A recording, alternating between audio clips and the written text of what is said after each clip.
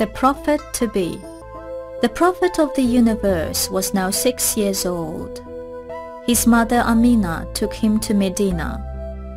They had relatives there, and the grave of her dear husband, Abdullah, was also in Medina.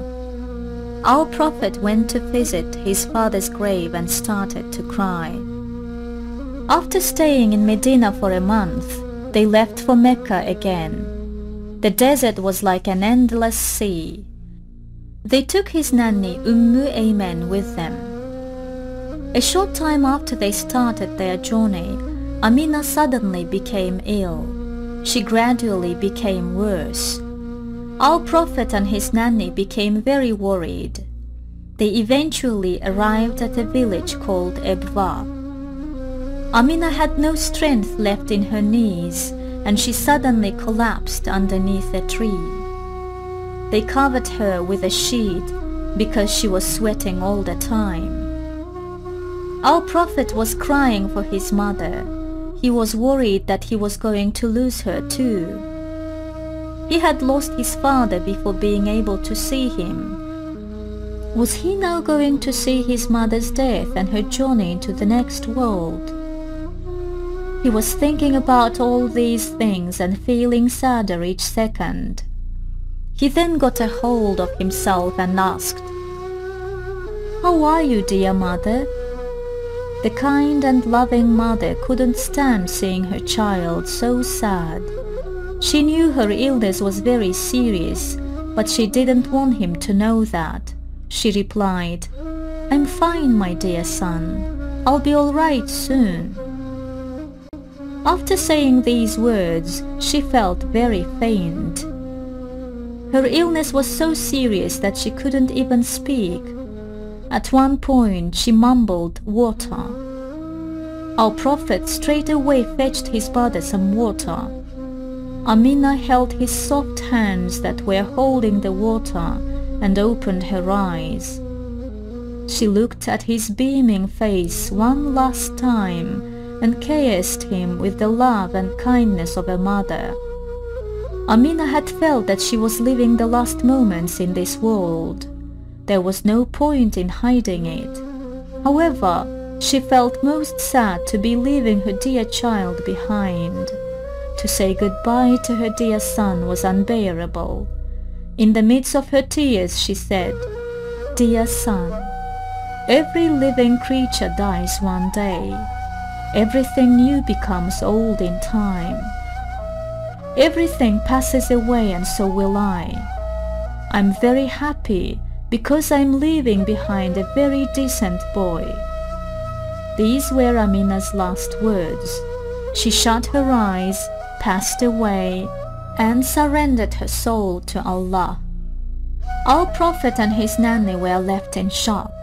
They were speechless. The Lord of the universe had streaming tears down his face. However, the nanny got herself together and wiped his tears with her hands. She hugged him and said, "Don't be sad. Don't cry, my dear Muhammad, peace be upon him. You can't battle destiny. Life and possessions belong to Allah. He is the one who gives it, and so he is the one who takes it." So our dear prophet at a very young age was left with no father and no mother. But he wasn't abandoned. His owner and his protector was Allah. Our prophet's grandfather now took care of him. His grandfather Abdul Muttalib was very old. He was also the chief of the Quraysh tribe. He also had taken his share of our prophet's blessings too. Abdul Muttalib was a very tall and handsome man. He had a very radiant face. He spoke in a very sweet manner and was polite. He had very good morals and was brave too. He was also a very generous man. He was a decent man and helped everyone around him. He felt very happy helping poor and starving people. In fact, he would show the same kind of help towards animals too. He would think about helping hungry and thirsty wolves and birds. He loved children too and loved his grandson dearly. He took him under his wings and looked after him when our Prophet's mother died. He would never go anywhere without him. Our Prophet loved his grandfather very much too. He always listened to him and never let him. In fact, he made him feel proud with the things he did and the way he acted. Our Prophet's words and actions were no different from that of the adults. Sometimes when people would gather to have meetings, they would ask Abdul Muttalib questions, but Abdul Muttalib would always talk to our Prophet and ask for his opinion before replying to these questions. His grandson was his most beloved friend and companion, who he could tell his troubles to.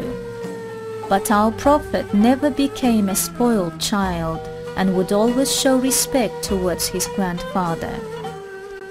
Abdul Muttalib had a cushion laid in a shade of the Kaaba. Children were forbidden to sit there.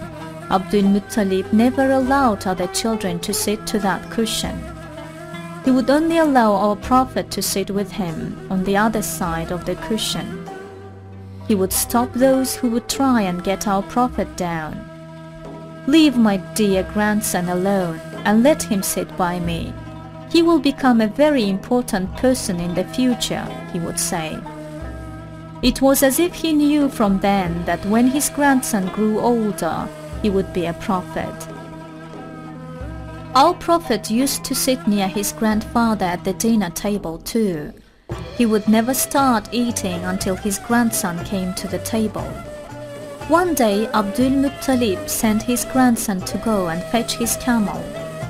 Our Prophet was a little late arriving back and Abdul Muttalib became worried. He didn't know what to do and went to Kaaba. He opened his hands out and begged, "My dear Allah, please bring my dear grandson back." Soon after, he saw his grandson coming back with his camel. Abdul Muttalib was so happy he could fly and he hugged his grandchild. He then said, "My dear child, I was so worried for you. I cried for help. From now on, I will never let you leave my side again.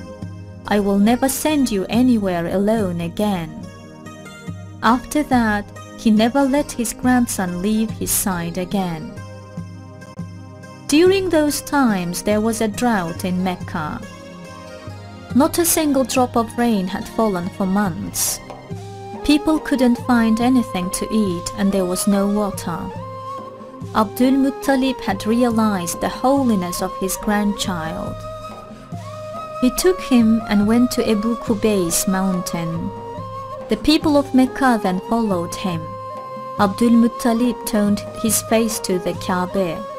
He took our Prophet in his arms. He raised him to the sky 3 times. He then prayed, "My dear Allah, for the love of this child, make us happy by making it rain again."